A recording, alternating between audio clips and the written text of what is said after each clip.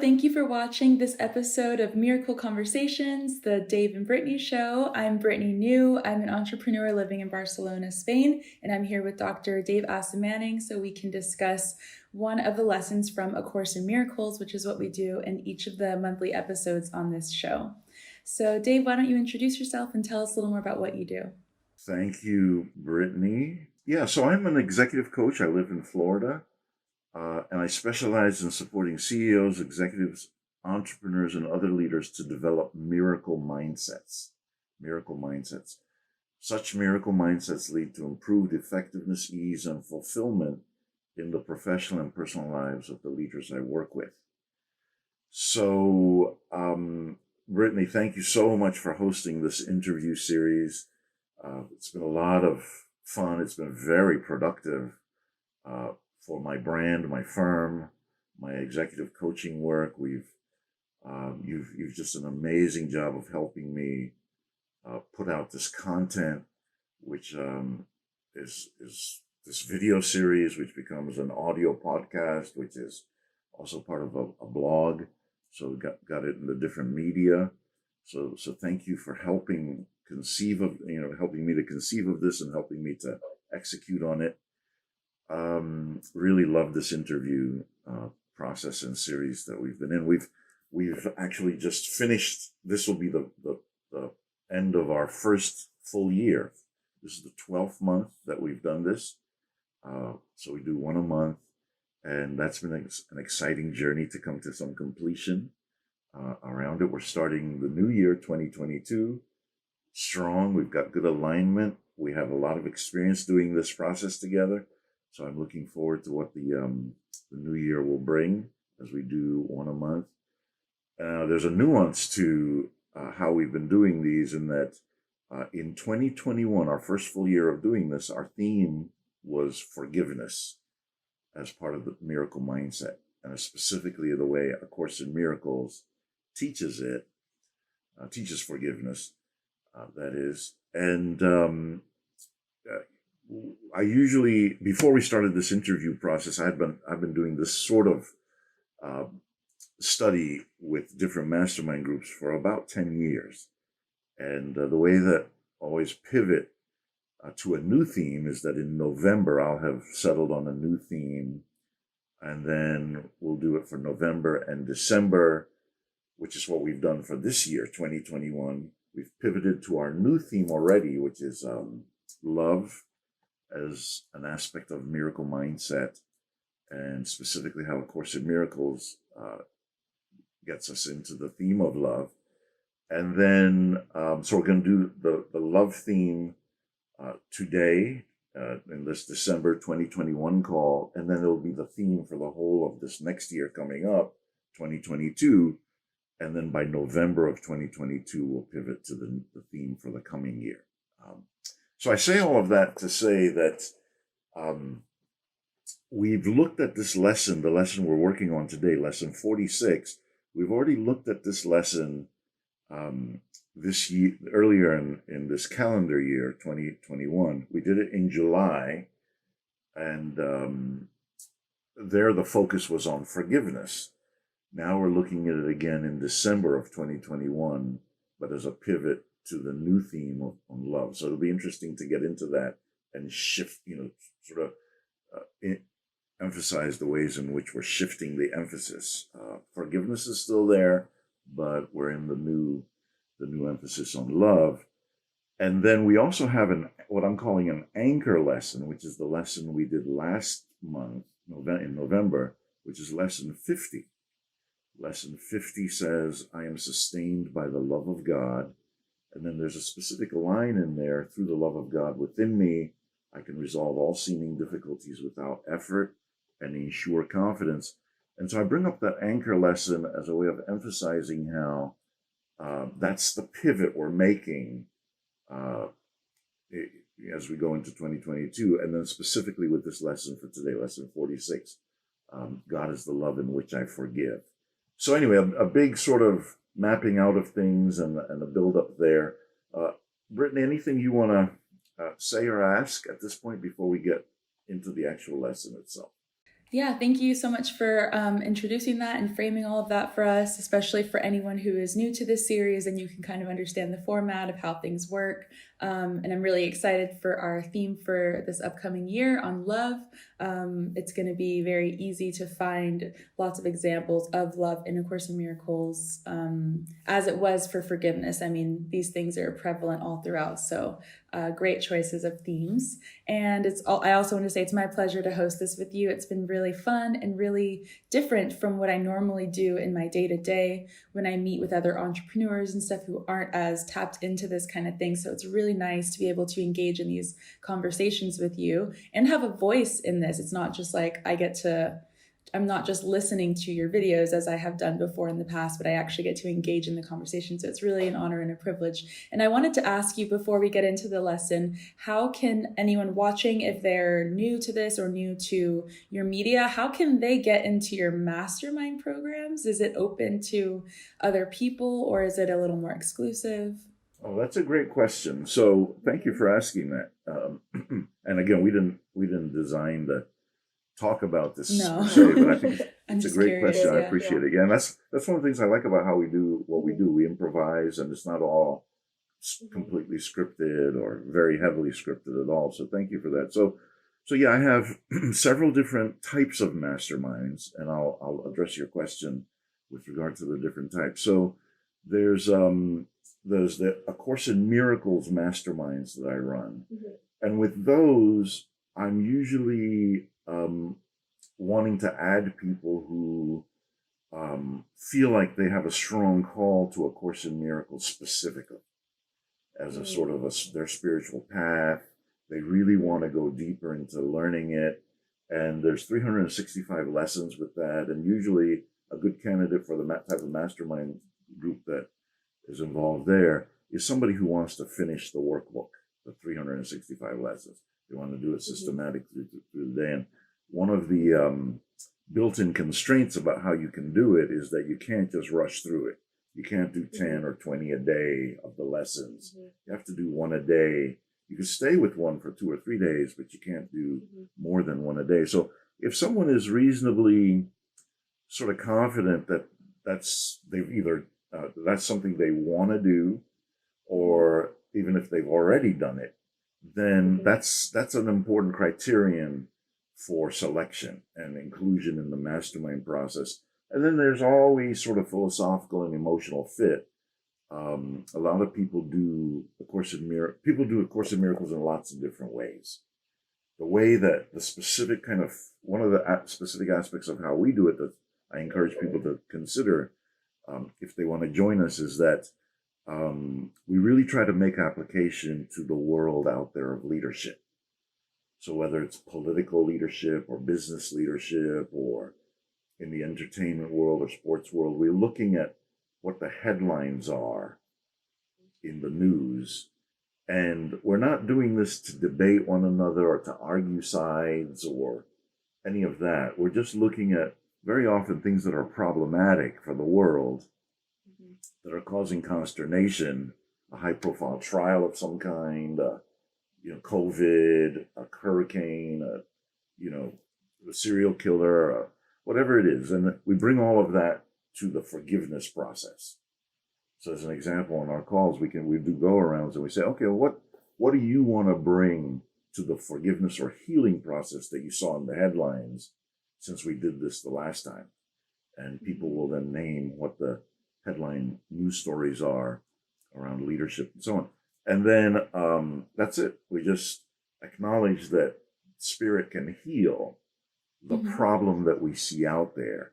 So it's a bit of an antidote to the way CNN might function or MSNBC or even Fox News, that where they just tell you the news, but they don't necessarily make the connection to a source that can solve the problem that they're talking about at a spiritual level, right?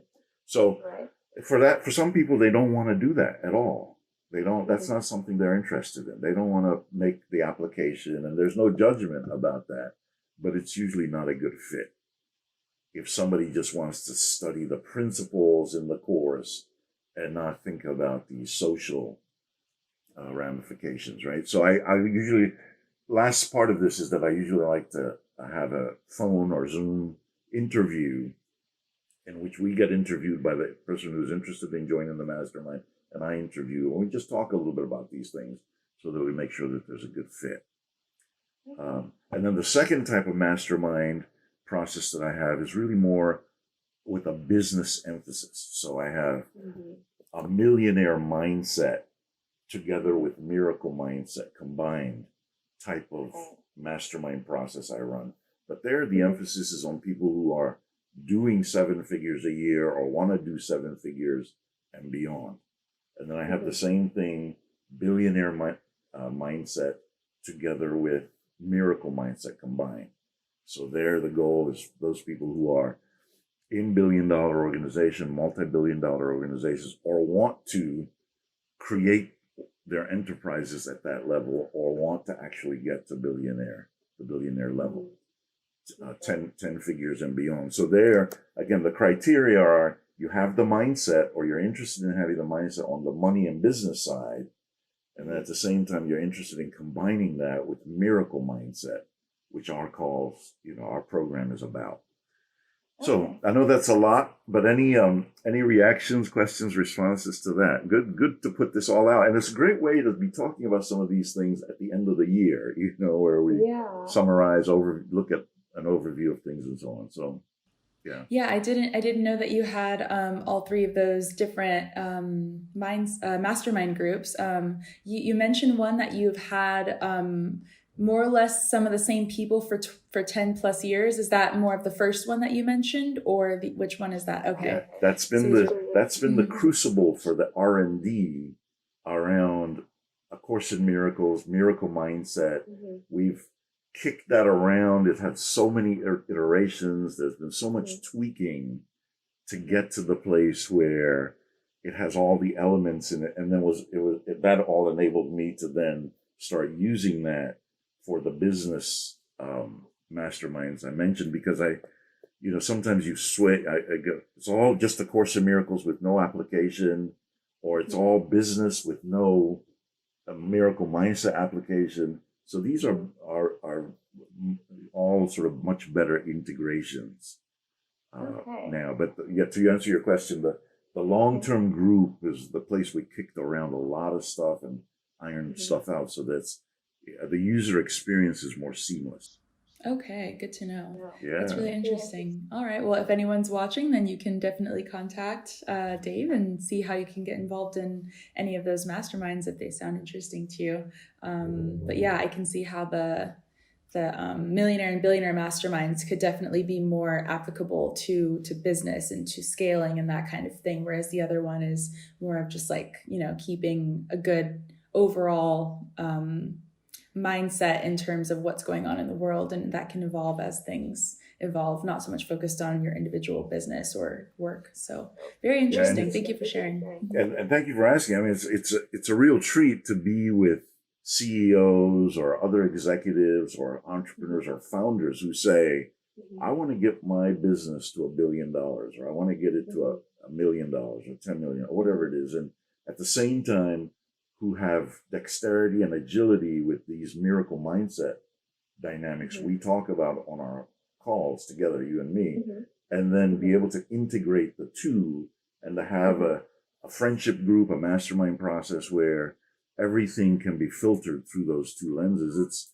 It's taken a while to get here, but again, the big, hairy, audacious goal, or the BHAG I have in mind is to really create a global network around these sort of main flavors of the mastermind process.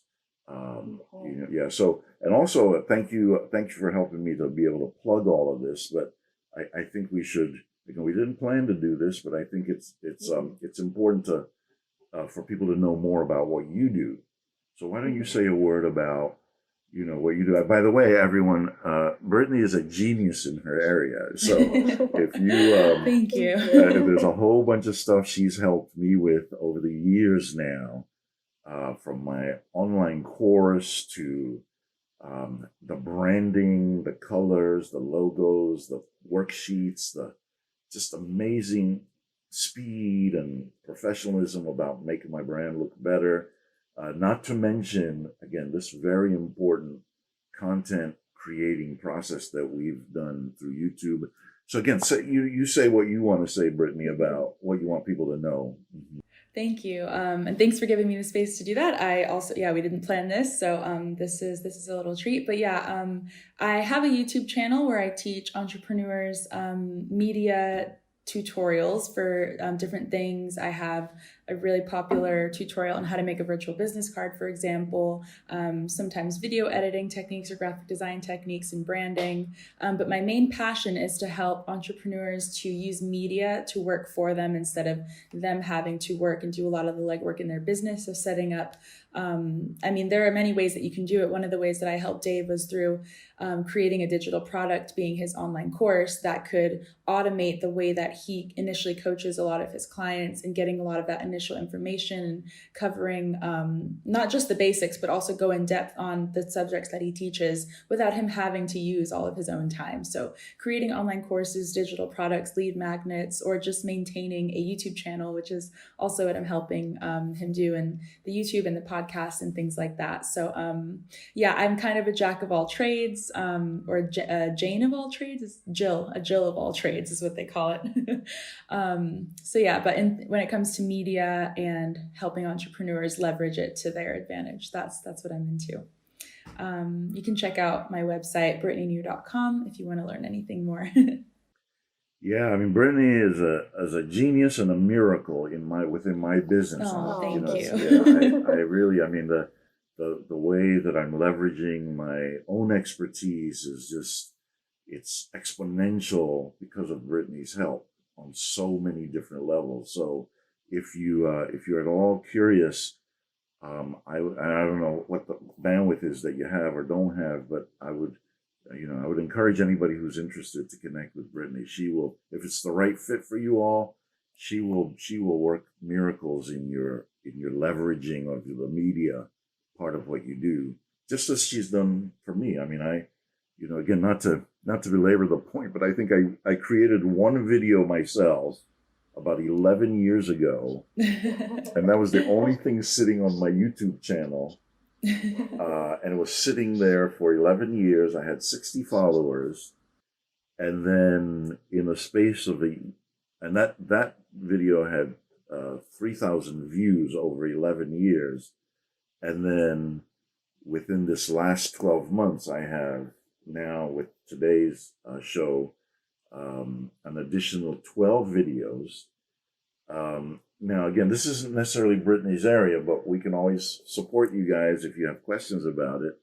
But I've gotten to a little over 1,000 subscribers from the 60 I had for 11 years, and these 12 videos. And then each of them, again, Brittany's helped me to understand, the different levels of depth and power to what you're doing here. But again, there are ways in which, if you want to post numbers, you can post numbers at 1,000 views, 5,000 views. So that's what's happened on the channel. And again, it's just the beginning. It's an early days. It's early days for me in this process, but this wouldn't have, none of this experimentation with how to get the message out there would have been possible without Brittany's expertise in helping to create the video to start with, and then using the video to then create the audio podcast, and then using that to create the blog. Again, Brittany's a genius at doing all of that. So I'm happy to. I'll plug your work anytime, Brittany. Maybe we'll do this more often on our calls coming up. Yeah. Creating a media ecosystem is what we're all about. So getting it all over the place. You're on my channels, I'm on your channels, all that good stuff. So a lot of symbiosis. All right. So thanks for bearing with us, guys, as we talk about what we do. I mean, it's good for you to get to know us a little bit on a personal level, and that could maybe help you to understand the nuances of how we approach these lessons sometimes, where we're coming from. This lesson, lesson number 46, God is the love in which I forgive. we can see that keyword love, we can see that keyword forgive, bridging those two themes that we've had. So Dave, why don't you tell us a little bit more about that lesson and what new context we're going to look at it under today?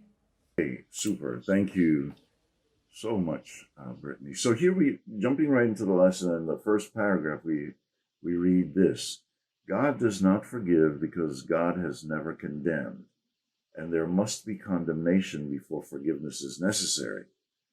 Forgiveness is the great need of this world, but that is because it is a world of illusions. Those who forgive are thus releasing themselves from illusions, while those who withhold forgiveness are binding themselves to them. As you condemn only yourself, so do you forgive only yourself. So, as we noted in July, Brittany, one of the things that stands out for most people when they encounter this lesson for the first time, or people who are experienced with this lesson even, is this idea that God does not actually actively forgive anything. The reason being that God never condemns anything. And we did I think, a really good job of treating this on our July call, but I'm just reemphasizing here that this stands out for people, that God does not forgive. And it's like, oh, wait, that's quite a bit different from traditional notions of God, right? Where God is the giver or withholder of forgiveness. So if we do bad things, then God judges us and can punish us. This is still a view that a lot of people have of God and what the afterlife is about, which is like final judgment. You either go to heaven if you've been good, in the Judeo-Christian tradition anyway, or you go to hell, eternal damnation, if you haven't met the criteria. So there is condemnation in some of these religious systems. But of course, it's saying, in truth, God is not condemning. Love is the basis. So in paragraph 2, it says that although God does not forgive, God's love is nevertheless the basis of forgiveness, right? Fear condemns and love forgives. And so there's this enormous power in love, which is that it just removes blemishes and wrongdoing and mistakes. That is its nature. That's what it does.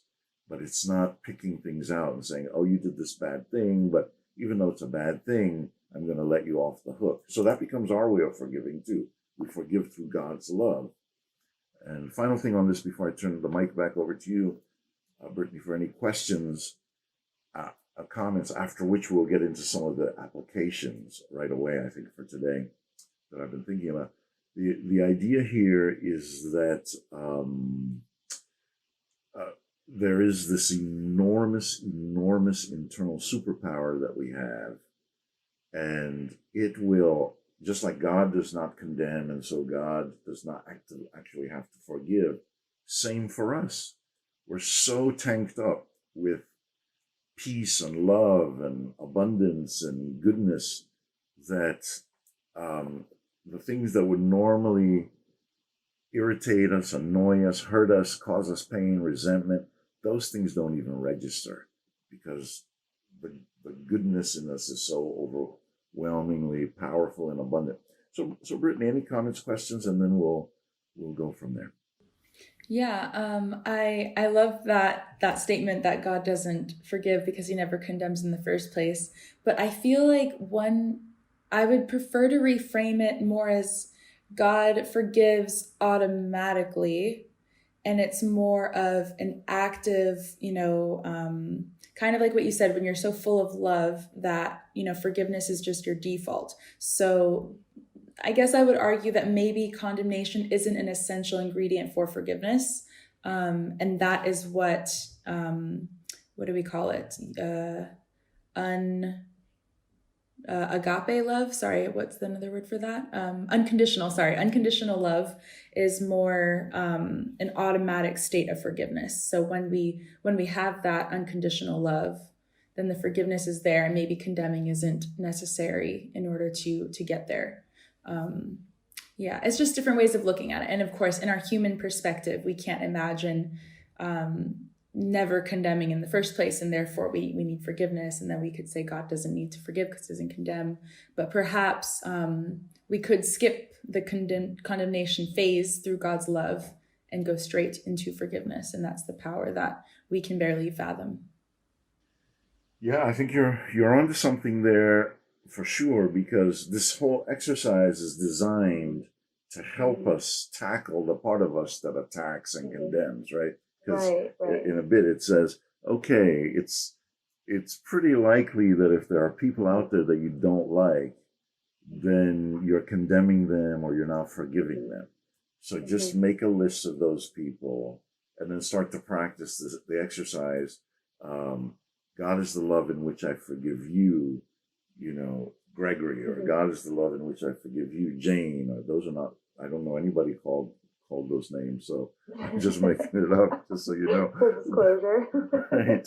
But I'm just throwing that out there to show how the lesson says, just put the person's name in, especially if you don't like them in some way, shape, or form, then that's probably a pretty clear indication that you're condemning them. So to your point, this lesson recognizes the ideal of moving to a place where you don't condemn at all. It's automatic. You fly above the weather of all of that.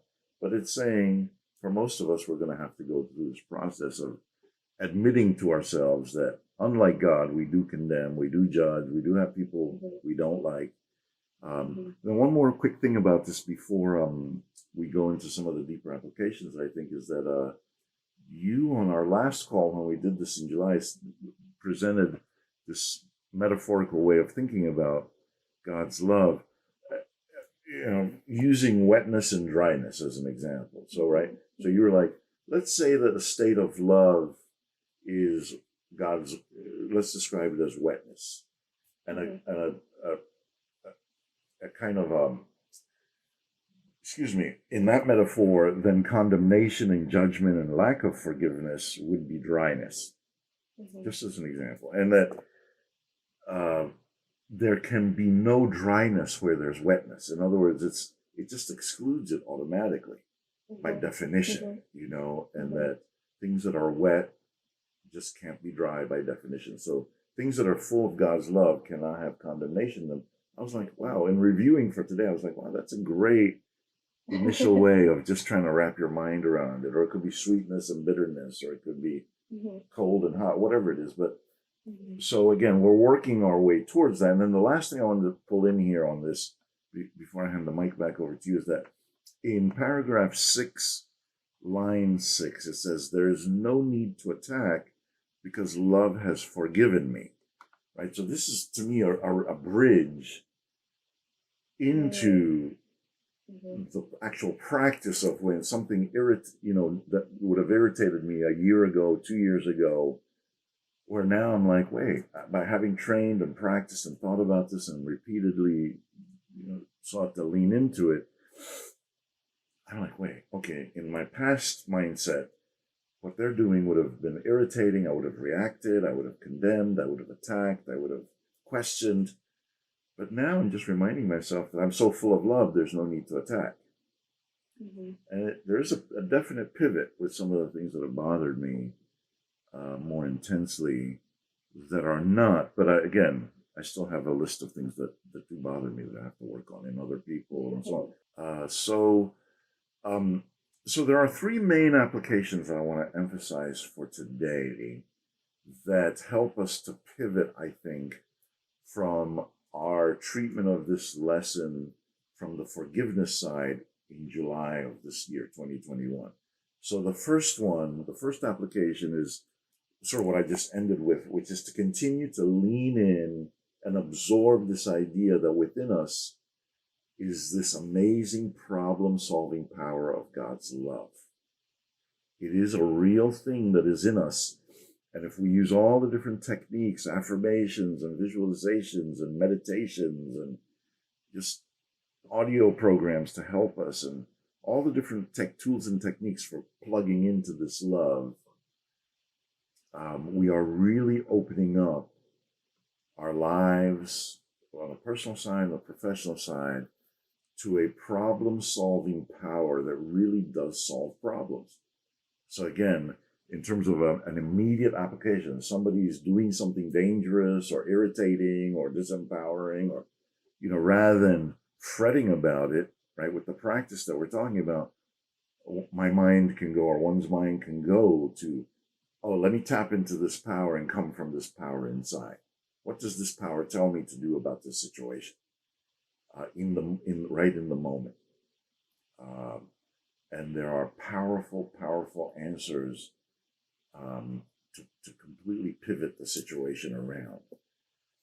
So that's the first application, this idea that we're tapping into this problem-solving power, which is God's love. And forgiveness is an aspect of the problem-solving power of this love, but it's one aspect of it, but it's a pretty important one. It's a pretty important link between love and forgiveness. There's a second application which this lesson is talking about, which I want to actually amplify even more. So this lesson, as I mentioned before, says, make an inventory of all the people you don't like. And it's not unreasonable to think that if there are people we don't like, then these are people we haven't forgiven. And so we want to tap into God's love and use that as the basis for forgiving them.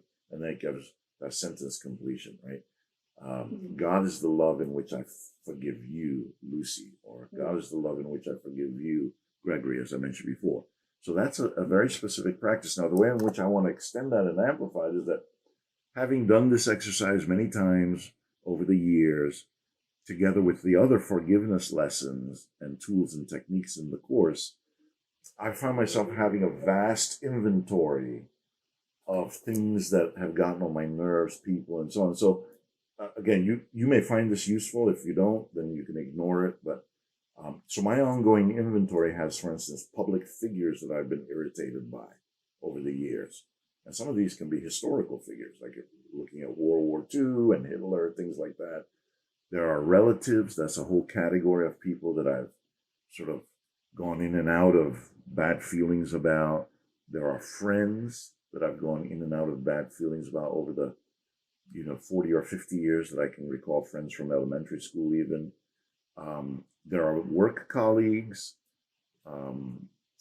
which can include employees and other freelancers and service providers. I've gone in and out of, sort of different things with. There are, in my life, toxic relationships that I've been in, romantic relationships. There are even characters in movies that I've resented. I'm like, man, you're getting on my nerves in a big way. Like, I totally made up thing in a movie, but I find myself they're getting on my nerves. So again, I have these categories and these inventories going back, like I said, to my earliest days. And every time I redo one of these lessons or a new thing comes up, which is problematic with somebody, I fit it in. And then I do the work with it. And then I do a review of all the other things I've been working on and healing and letting go. Let me pause here. There's a third application, but let me pause here before I go on, Brittany, and see if there's anything that you wanted to. Yeah, I've got two questions, and I'll ask you both so I don't forget the way that I wanted to ask them. So the first question is, what happens when you go to try to do this exercise, but you just don't really feel like letting it go? And then the second question is, do you find it necessary to dig deep and uncover as many as possible, even if they're not really present on the forefront of your mind, just to kind of make sure that there isn't a subconscious underlying grievance that you have? Or do you prefer to just address the ones that are naturally there and not try to dig and, agitate yourself, So those are my questions. Great question. So if I answer the second one first, that's part of the reason why I keep this ongoing historical record, so that I can see all the different layers that have popped up at different points, but I can see it in a schematic. It's almost like a spreadsheet. So between when I was 0 and 10 years old, elementary school, when the teacher took a switch to me and sort of, beat me until the back of my legs bled or something like that. Oh, wow, back in those days. Yeah, my mom had to come to the school and put up a big stink about what they were doing to her kid. And that whole drama, or boarding school at 10 years old, going there and just being bullied and crying every day and being sort of, mistreated by bigger, stronger boys. So, I mean, again, I have it all mapped out so that I can keep making sure that I'm releasing and letting go and healing. Because, of course, I don't remember the exact way in which it states it, but it says that we can feel like we've dealt with something, but it can arise to haunt us again, at other times when it gets re-triggered or something if it wasn't fully dealt with. So I really like having this robust sort of catalog of things, 0 to 10, 10 to 20, 20 to 30. I'm 60 now, so 62 actually. So, I like having the inventory. It helps me to keep working on things. Like I said, when I tell the story about, the elementary school or boarding school or high school or college, at each point there are things that are going to trigger me. But when I bring it up, I'm not triggered, right? It's not some big trauma because I've peeled away a lot of the layers. So hopefully that answers the second question. And then with the first question, there are times when I'm so steamed up about something or somebody. I'm just pissed off, to use that language, I'm just really ticked off, and I can't really get my grounding right away, and my mind is darting here, and why did they do that, and that really sucks, and they suck, and I don't like them, and I even hate them, or whatever it is, and you're in a tizzy about it. So there, I mean, for me, the thing that really works is to go to lesson 78, which is one of the lessons we looked at this past year, under the theme of forgiveness. And that lesson allows you to actually inventory the things about the person that you don't like or hate or that are getting on your nerves, right? So I might pick a particular example, again, this is just a composite of things. I might say, wow, I'm going to let miracles replace all grievances. That's lesson 78. So let me do the inventory of all my grievances first before I hand them over to higher power. I think that the reason that this works to help us with your question is that the voice teaching the lesson is saying, yeah, you don't have to squelch the negative thoughts and feelings you have about the person. Just let it all hang out. Get in touch with it. They're selfish. They're greedy. They're ugly. I really detest how they talk to me and other people. I think they're a narcissist. I think you can label it all out. All the stuff. They're a loser. They're this, they're that, whatever it is. And then I find that for me, by the time I've vented on paper in my inventory, I'm beginning to settle down, and I'm more interested now in the love part and the letting go part. And if it doesn't work the first day or the second day or the third day, repeating this process definitely leads to a conversion or a transition or transformation. Let me check to see what you're thinking, if any of this was useful or... Yeah, definitely. That answered my questions, both of them. I like the idea of having, a really thorough catalog of all these things, just so you don't have to repeat yourself and you really feel like it's all out there and you feel like you've got it out, and then you can pop in something new that you discovered. Oh, when I was, 4 years old, I remember this happened. That you've got a complete comprehensive thing. My fear with doing that, though, is that seeing it all in one place all at once, it just might re-trigger things. I don't know. It just might put you in more of a stinky mood if you're just like, wow, look at all this stuff that's happened to me, or look at, so I guess it would have to be something I would do in a good mindset, not really on my worst day, but maybe on a better day. Maybe something like that. Yeah.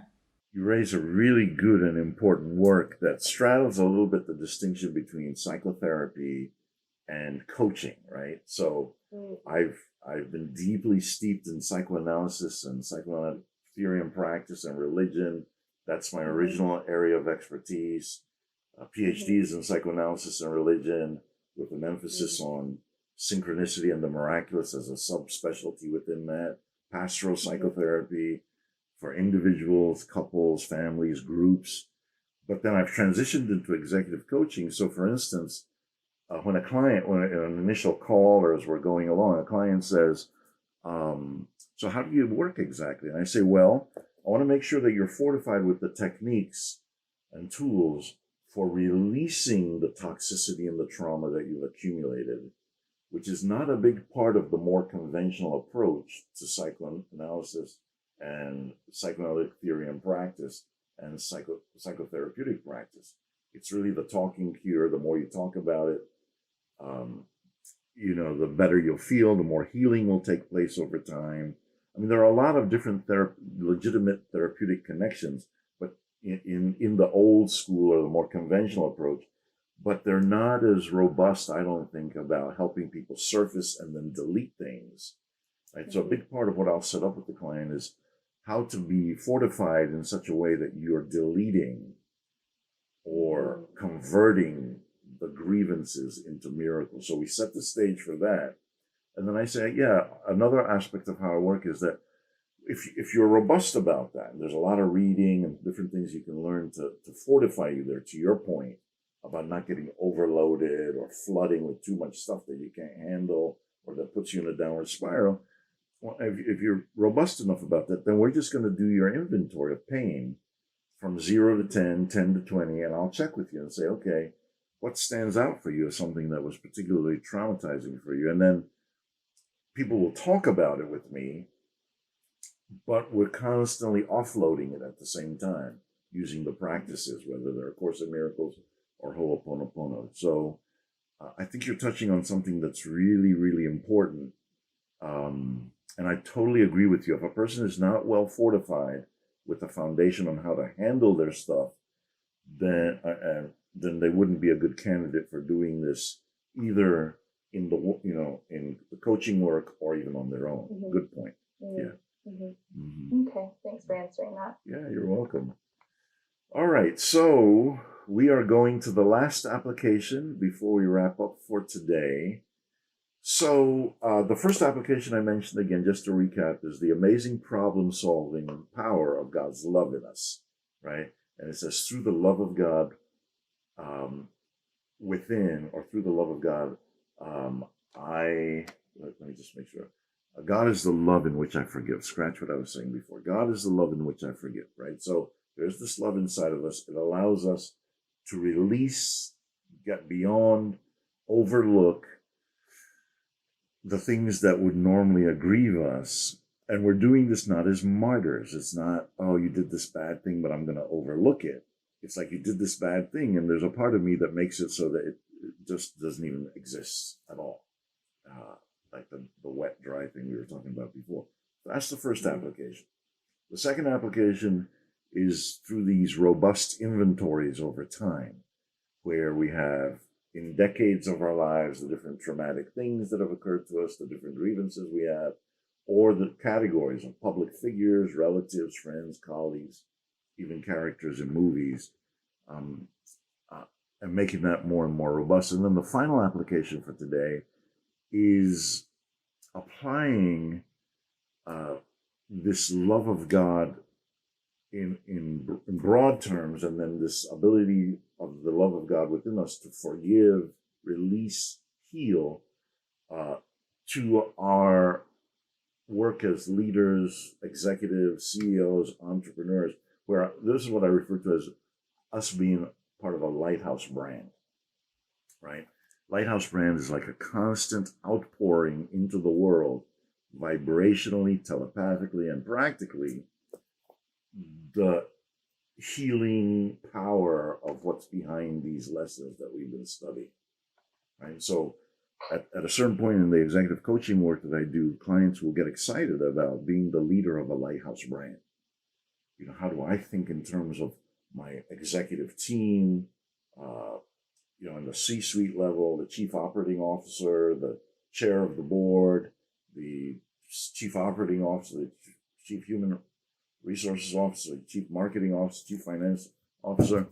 How do I think in terms of all these different leadership levels and developing a group of people who think and operate personally and professionally with this love of God in their hearts, even though we're not turning work into church, or a religion.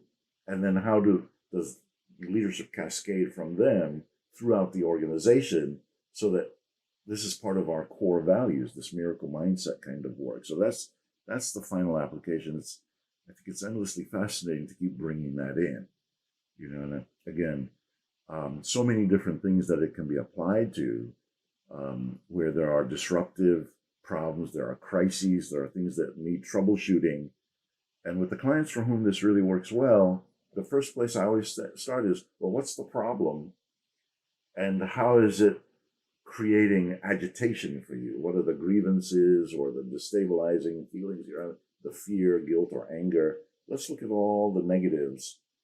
And then let's practice with some of these different tools and techniques, how you pivot back into your miracle mindset, so that you're not trying to solve the problem from within an agitated state, but you are really letting the problem-solving power and of the love of the divine help you just slice through things like a hot knife through butter.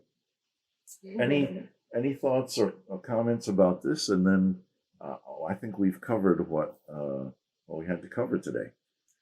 Yeah, nothing other than, I love the lighthouse brand concept. I think that's really important. And as you're coaching executives and leaders in the world, it's so important that people really use that as an opportunity to spread light in the world, no matter what kind of business they might be in. So I think that's a really good call to action to end this with. I noticed what you said about without making, the business into a spiritual organization or something like that. So what are some examples of ways that you've seen some of your clients kind of tie in principles to their, processes or something like that? Maybe the way that they handle conflict, or even just mission statement in the company. Do you have any examples? Yeah, there you go. So that's, you hit the nail on the head with that. It starts with the executive, the main executive in charge, and the executive team developing a culture through the intention to have a culture that captures these things. So, for instance, you might have as a core value, among other things, you might have somebody who emphasizes compassion. Right, and then compassion operationally means that we don't mistreat people. We always see things from the other person's side. We always try to slow down so we're not attacking, but we're coming from this place of understanding and embrace. So that's a very powerful one. You can have somebody else for whom the core value is stated as integrity. Right, which means everything fits together, everything is holistic, honesty, things like that. You have authenticity as another example. So it starts out with the intention of the leader and the executive team to present for developing in the culture of the organization things that are connected to the lighthouse brand, the miracle mindset, but using language that is more generic, that doesn't make people feel uncomfortable, right? Yeah, so that's an example, one example, and then another example, which is a little bit more explicit, seeming to contradict what I said earlier, but it has to do with the diversity, equity, and inclusion types of conversations that are going on more and more now in companies, is that there are consulting firms who specialize in helping executive teams and corporate cultures understand how part of the diversity conversation must include religious and spiritual diversity. So how do you tap into your workforce and say there are Jews, Muslims, atheists, Christians of all stripes, Buddhists, and so on? Not to leave anybody out. If I did, forgive me if you hear this and I left you out. But how do you make a place where all of those different strands of religious practice and spiritual practice can be made acceptable within the workspace explicitly, right? So without, again, the institution becoming a place of worship per se, there's a fine line in which you can sort out how to indicate that the embracing of people in the workspace, and that there's a place for them to think through how they apply their faith to living a flourishing life at work and personally. So I think that's really a cool kind of development on the scene these days. Yeah. And I just want to remind everyone that there's so much common ground amongst all these religions and cultures, and we forget about that. We focus on our differences and shed light on those, but there's much, much, much more common ground than differences, I would say, in terms of everybody wants to be loving and kind and compassionate, and most religions preach the same message in that way. But yeah, I actually worked on some online courses in this niche. Some of these consulting firms that wanted to kind of automate some of these introductory lessons about what are the religions and what do they believe, and to understand people better. So that's one way that media can help in that way as well. But yeah, it's really interesting. Yeah, I've worked on so many so many types of courses, but that was one that was really fun. It taught me a lot as well. Another thing I wanted to highlight is how, I mean, you focus on, because you're coaching the executives, you focus on the internal structures and ethos, but these internal ethos actually become a ripple effect, as you've said in the past, and they become, the company's ethos, which can also seep into the customers, which can also seep into the personal lives of all the employees, and it ends up being a big ripple effect of these great principles. So even if you just kept it as an internal ethos, it does have this kind of compounding exponential effect. So don't underestimate the impact of your company culture. That's exactly right. You sort of described very nicely this idea of the lighthouse brand, right? Which is that the light radiates from the lighthouse, and then it really, I mean, it's an older image, but all up and down the shorelines of all the different continents and stuff, ships were in danger of being shipwrecked because they didn't know how to navigate in, and rocks and all kinds of different waves crashing and things like that. So lighthouses had a special way of helping them see, but also navigate into the places that were safer, right? And so it's the metaphor for making life better, like you said, through these waves of things that cascade through the main point person, the main leader, through the executive team, through the culture and the ethos, great word, of the whole organization, and then into society at large. And things become very, very holistic at that level. And again, it's a joy to see leaders get excited about that level of influence. If you say leadership is influence, then it's not just your stock price, whether you're getting good press, but it's really about bringing more light into the whole world. And there are specific ways in which this can be enhanced with individuals, with teams, with whole organizations, in addition to, like I said, core values or mission statements, as you pointed out. There's all kinds of different mastermind groups that can be seeded in an organization that function in a holistic way to bring more light into achieving the bottom line goals of the organization. It's exciting. So thank you for helping to tease all of that out in today's call. Yeah. Cool. Yeah, I think this was a great lesson, and I love the way that you separate it into these 3 applications. So thank you so much for that. Do you have anything else that you wanted to add today before we wrap up? Just again, a note of thanks as we end the year. This is where I am. It's in Florida. It's December 26th at 11 a.m. Eastern time. So putting a timestamp on this, few days away from going into 2022, and this will be our theme again. We'll look at different lessons around love and this power. It's not just a nice thing to say, or it's not just a platitude. It is our superpower, and not in the way that marketing can be a superpower, or speaking can be a superpower. This is a universal, underlying foundational superpower that everybody has access to solve problems. And I'm so excited that we're ending this year on this note and then going into the new year. And again, thank you, Brittany, for having made this so easy and so miraculous My pleasure. to set this show up and then to have it as a regular thing where we put our minds together.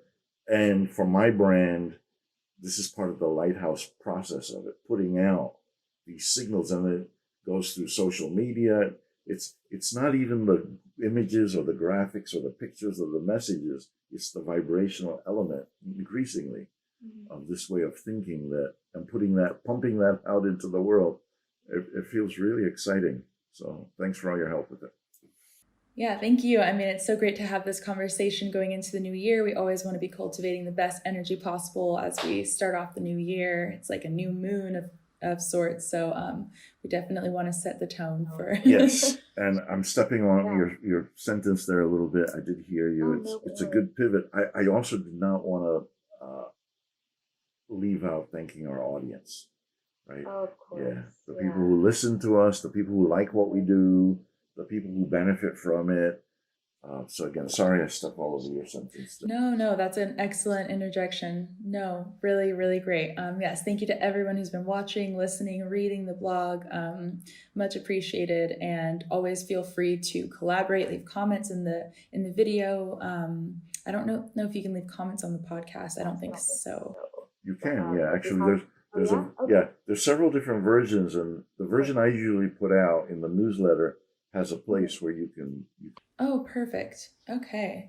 Well, yeah, whether you're listening, whether you're watching, whether you're reading, leave comment. I'm pretty sure you can on the blog as well. But more ideas flowing around, the better. You can tell your personal testimonies and any synchronicities that this has brought up in your life relevantly. That's always good to know and to share with us. We'd love to hear it. But yeah, thanks so much, Dave, for another great show. And I'm so excited to continue this theme in 2022, starting in January, continuing. Perfect. Well, thank you so much, Brittany, and our audience, and Happy New Year to you, Brittany, and to everybody. This will be, if you see it later on, then you just know that the spirit is about renewal, even though the Happy New Year emphasis itself would have changed. But yeah, thanks so much, and I'll see you next month for our next our next episode, Brittany. Yep, see you next month, Dave. Okay, All right. Bye-bye.